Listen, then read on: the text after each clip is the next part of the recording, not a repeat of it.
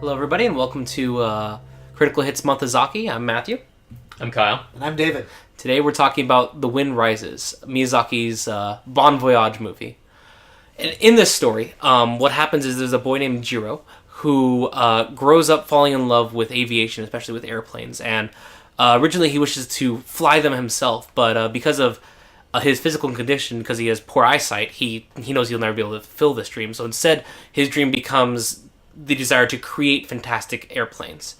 And so he works his whole life at this, and the movie follows him from a boy to adulthood, where he gets a job with an aviation company that's building fighter planes right about the time that World War II is beginning. And in this journey, he also meets and falls in love with a woman named Naoko, who has tuberculosis. And they both struggle with the idealized marriage they want to have with each other and her condition, as Jiro also struggles with his idealized dream of creating fantastic airplanes and the fact that he's making machines for war. Alright guys, so what were your thoughts coming into this, and what do you think of after seeing it? I think it was pretty fantastic. I think it was a really perfect swan song for Miyazaki's career. I think in a lot of ways it puts a cap onto a lot of the themes that we see running throughout all of his movies. I think that we certainly got to see everything that we had been given up till now done in a very different way, but I feel like he also was pushing the envelope in some new ways, even visually. I remember that particular scene where they're opening up the airplane hangar and showing us the German wing there, and how it's essentially the whole movie screen was opening up for us, or the ending when they kind of walk over the edge of the screen. There was just something fresh to his technique, even as he was saying goodbye. Yeah, certainly. For me, I was caught completely off guard for this movie from seeing so many other Miyazaki films in my life. This one, I would say, just feels completely different, and I don't mean that necessarily in a bad way or anything. It just I was approaching expecting Miyazaki to tell the story in one way, but the way that he conveyed this one was just completely caught me off guard. It was so I guess mature, so very focused and in a way down to earth that I was startled by it. But well, this definitely is not a movie for children, and we don't even mean that in terms of content per se, but just in terms of its delivery. It's so unlike what anime movies often are, even Miyazaki's other anime movies. No, it's very deliberately paced. Right, it's not another Ponyo. It's an adult movie, but that doesn't mean that it's violent or anything. In fact, it even has some sexual reference, but it's not in any way that is inappropriate. It's just the briefest little thing. Well, yeah. In fact, I remember when I first saw the trailer for this film, I thought, oh wow, so we're seeing an anime that's kind of a straight up biopic of a real person. I'm sure they've made those before, but I feel like we haven't seen a real mainstream example of that, and I really wonder, how is that going to work out? And I think it worked out really well, because I think Miyazaki understood that he's making a very different movie than especially Princess Mononoke. I think he really thought about it in those terms from the ground up. And we have seen some historical anime in the past, but I personally haven't seen one that was focused on this era, really. Well, I just think it's so interesting to have a story that's focused at the start of World War II, where every country's doing bad and things are looking like they're going to get worse. But to have a story that doesn't even really address the coming war. And there's a couple of moments where they say Japan will blow up, Germany will blow up. Yeah. There's these foreshadowings of what is to come. But the movie's not about that. The movie's about this man, this boy who becomes a man, and the struggle with the fact that he has these dreams and they can't be realized. Well, yeah, it's not a war movie. It's not about the war. It's only about the war insofar as it affects Jiro, the main character. As far as that's the world he's living in. Yeah. It doesn't try to hide that fact from you in any way, but at the same time, it is not a war movie. Right, and out of everyone to focus on, in this time, to brush aside the war, because Miyazaki's smart. There's a lot of stories covering World War II right now. We have a ton of movies, a ton of books that have covered and delved into and explored many aspects of World War II. But here we have a story where he looks at the life of one person, Jiro, who ends up creating the Zero fighter, one of the best fighters in World War II history. In that time frame, it was one of the best warplanes, but it was still nonetheless a war plane. It was a fighter. But we look at his life and how he ended up becoming that. And it's very interesting, because it's not he wasn't like Frankenstein, who looks at the monster and is like, what have I created? It was just more of I want to pursue my dream, and this is the only way I can pursue it. The character Jiro, you don't I don't know. For me, I never felt angry at him. I didn't feel like he was messed up. Like he was a good guy. He was not in this portrayal at all. He was very polite, like everywhere. Like, oh my goodness, all the honorifics. Like he just treated everyone with absolute respect. Served whenever he had the chance to. He helped people in times of need. And even like he offered food to strangers. Like this guy was like almost the perfect guy. Like it was really interesting to see this good guy who was in a situation where he was going to create something of war. Yeah, that was fascinating because even when we're first introduced to this character, he's a kid with a dream, and that seems like a very positive thing. Yeah. Mm-hmm. Later on, when we first see him in adulthood, we see the Kanto earthquake going on there. Yeah. And he basically ends up saving a little girl and like her nanny, I believe it was, or her sister. Yeah. But he's going out of his way to help others in the midst of this catastrophe. He gets portrayed as the hero very early on, and he's one of the few people we get to actually see have a dream, and these are all very positive things. And yet, sort of the reality of what he's actually doing, it always kind of hovers around the movie. I mean, it's something it isn't thrown in your face, and yet you are confronted with the reality that okay, he is building something that will be ultimately used to kill people. I mean, at one part of the film, he even goes and visits Nazi Germany. And he sees their warplanes, and he complains that Japanese planes aren't as good as the German planes, and even though he doesn't have there's no bloodlust in it, at the same time it's in the background in a way that's really, I think, very intentionally uncomfortable. Yeah, I would certainly say that there are negative aspects to this character. I think that while we certainly feel for him the whole time because of all of these very positive attributes, having a dream, being able to help others, he's certainly a good guy who we can relate to, but he's not perfect. There is a way in which he gets so bogged down in what his dream is that he ignores some of the ramifications of his actions there. And I think that his friend, what was his friend's name? Honjo? Yeah. Well, I remember at one point Honjo saying they're not murderers or something, they just want to make planes. Mm-hmm. And that kind of sums up the problem there, is because in order to make planes, they have to assist in warfare. Well, and that's kind of his character, his main character flaw in a nutshell, is that he kind of does what he does, and if there doesn't seem to be any immediate harm to others, then he doesn't seem to hold himself responsible. I mean, that's not even really an issue that only affects the planes, even with his marriage. Because his wife has tuberculosis, and throughout the film he's an intense chain smoker. Yes. Yeah. And there's this one scene where his sick wife, he's in the room with his sick wife, and he wants to smoke, and so he's planning on leaving, and she says, no, it's okay, you can smoke in here, and he just kind of takes that as permission that he can just smoke, like even though she was okay with it. Even though he knows and even says, the doctor says it's not good for you. Exactly, even though he knows that doing this will harm her, the fact that she doesn't seem to be, she doesn't seem to mind, mostly because she's so in love with him. Yeah. At the same time, he just goes forward with it. He's a strangely selfish character. Yeah, and that's what's so odd, because through so much of the film, he's so selfless. Like you said, he offers food. In the middle of the earthquake scene, in the middle of the film, he's always thinking about helping others, and yet there's this kind of... It's when he gets in with these specific things where he really does only think about himself.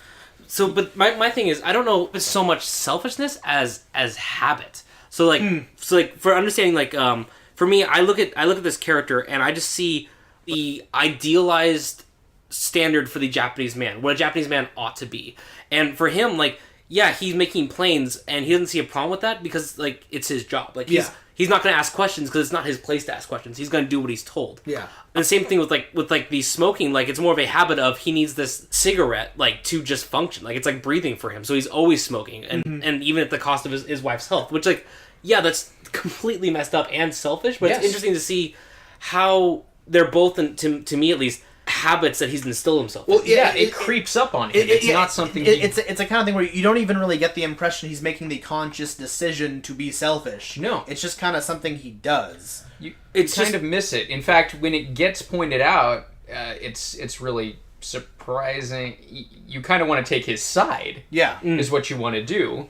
Because you constantly see him not wanting to build the planes for war. He just wants to make beautiful planes, and you feel for him. But you look at the character of his sister, right, who is pointing out how he's never involved with the family, and how if he truly cared for his wife, he would have sent her back to the hospital where she could get better rather than having her close to him. And you see this as you see the character as kind of the annoying little sister when she's kind of the voice of reason, in fact. Yeah, I mean, yeah, exactly. And even in terms of the planes, like sort of the I feel like the stark reality, of what his airplanes were being used for, that didn't actually really come to the forefront until literally the very end of the film. The last scene. Yeah, literally the last scene, which I think is really the best scene in the movie in a lot of ways. It's beautiful. It's a dream sequence, and to set this up a little bit, throughout the film, Jiro, he's having these dream sequences where he meets and talks with sort of his child idol, this one Italian plane designer, and really he's in this sort of dream world, almost this plane engineer's heaven kind of thing, where it's and you can tell that's sort of the world where they're making planes that are flying around and they're not being used for war at all, and everyone's happy and the planes are just beautiful, and it's like that's the world that Jiro is constantly striving for. And the dream world, it remains largely uncorrupted by the reality of what he's doing until the very end, where he has a dream, and finally you see this entire massive graveyard of crashed planes, and it hits you so hard. And it's at that moment that I feel like it's like I feel like we were saying earlier that Jiro, he just seems to lack sort of introspection as to what he's doing. I feel like it's that moment where it finally really hits him. Absolutely. I think that points out really powerfully the danger of dreams. Yeah, in some ways, and how what obsession can do to a person. Right. Like there's certainly the big, I would say the big theme of this movie is that there's that division between what you dream for and the reality of it. But there's also, I would say equally, there's a problem of saying for dreams to become real in reality, it's dangerous.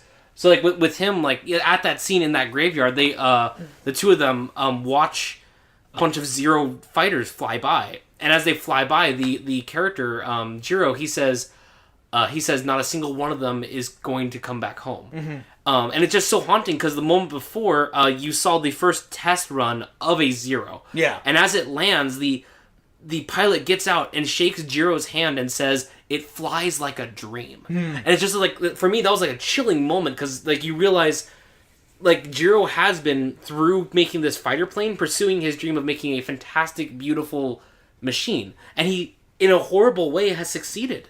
He's created his dream, but it's a weapon. Yeah. And it's, in a way, it is and is not his dream. No, in order to achieve his dream, it had to stop being what it was. Even from the very beginning, his original dream was to fly planes, but he couldn't do that because he just did not have the eyes for it. Yeah. So he changed his dream to, I will build planes, and I will build beautiful planes that fly well. And then it stops being about simply exploring the ability of the plane, and they are turned again into these into war machines. It's an interesting warning about obsession, because this character, he gets so focused on making these planes that, like you said, he's disregarding his family, and he's even hurting his wife in a way. Yeah. Maybe it's just because he's so fixated on making these planes. Because the reason he's smoking in the room is because he can't sleep because he's focused on building his wings. He's focused on building his fighter. And it's sad because he succeeds, and you kind of you want him to succeed the entire time because he's the protagonist. You want that his airplane to literally take flight. But when it does at the end, in that dream world, when you see the Zeros fly by, they look beautiful, but also it's heartbreaking because none of them are coming home. They're going to kill people, and they are going to be killed. Well, because of who he is, he has this dream. But because of where he is, because of that environment that he's placed in, even the dream ends up getting affected and altered. Yeah, well, it's like when the dream and reality meet, it's the dream that gets corrupted. Reality ultimately doesn't get elevated. It's reality that destroys the dream. And we've seen some of this kind of interplay between a harsh reality and an ideal in some of Miyazaki's other work. Yeah. But it was interesting watching this happen to a character as he grows from a boy into a man. Yeah. Well, it's like the I don't know, so many of Miyazaki's films, Spirited Away, My Neighbor Totoro, we have these kids, and they're children. You just see them, and you're like, oh, they're children. They have their children's dreams, aspirations. Spirited Away, the main character believes, if I do this, my parents will be turned back from pigs, and the little girl in Mononoke's, not Mononoke, in My Neighbor Totoro, she's like, if I bring this cord to my mom, she'll be okay. And they have these So cute. these ways of thinking that are kind of shut down in this movie. Mm-hmm. Yeah, Jiro gets his dreams. He gets his plane, and he gets the love of his life. He marries her. But both these dreams come at a cost. She dies, and he makes one of the greatest fighter of the time. Like, both of those are not costs that are worth the dream. Well, on the other hand, do you think that Miyazaki would agree with you? I have no idea. I'm not sure. Because I mean, as much as we've been sort of laying up the negative effects of Jiro's efforts, at the same time, I felt like, especially at the end, there was still a kind of a, I don't even know, maybe, I don't know if hope is quite the right word, but a kind of just very mild satisfaction that we're, okay, even though it all went badly, at least he made beautiful planes. It acknowledges the beauty of both his life's work and of his marriage there at the end. Yeah. Even though it was tarnished with pain. Yeah. Well, that's the thing, is, like, I don't think the movie makes a stance. Like, I didn't walk away from that movie with him saying, this marriage was bad. Or the movie saying, this marriage was the right choice either. Like, I felt like the movie just presented, here's the marriage and here's the consequences. I'm going to disagree with you here, because if it said anything, it said this marriage was good. And then it also said this thing about the marriage was very bad. They're in the same way that saying this dream is good and the way it plays out is bad. I don't think that it's trying to say not take a stance. I think it's taking a very powerful stance in both directions. And I think that might be the strength of this movie. Is the way it's playing and allowing for that nuance there. I think I see what you're saying. So you're basically saying, Kyle, that there's the ideal in our mind, like our dreams that we want to pursue, but because of reality, they're going to be changed. They're going to be upset. Like, one way or another, your dreams, because of what they are as dreams, will not work out the way you want them to. But at the same time, that doesn't negate the fact that there are going to be good and beautiful things that happen in your life that weren't a part of your dreams, but become a part of your dreams. Your dreams change with reality, and reality is affected by your dreams. Yeah, I think that's a really good read of this one. All right, guys, it's time to wrap this up. You have any closing thoughts? Well, I mean, like I said before, I think this is a perfect final movie for Miyazaki. I think the interplay between dreams and reality, that's a really constant theme you see throughout.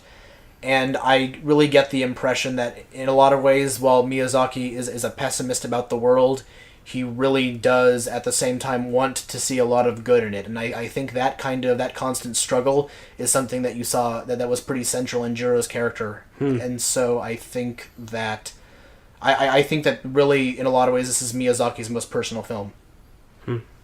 For me, I think man, there's so many things I want to say, but for me, as a storyteller, I really appreciated a story that made me sober up to the idea of pursuing my dreams. Because as a writer, that's all I want to do, is pursue my dream of being a writer. But this movie shows you clearly the price of pursuing your dreams. And it was a good wake-up call, a good warning that there is going to be a cost to pursue what you love the most. And I personally will always appreciate this movie for that. And it is, like you said, a fantastic film that is absolutely worth seeing.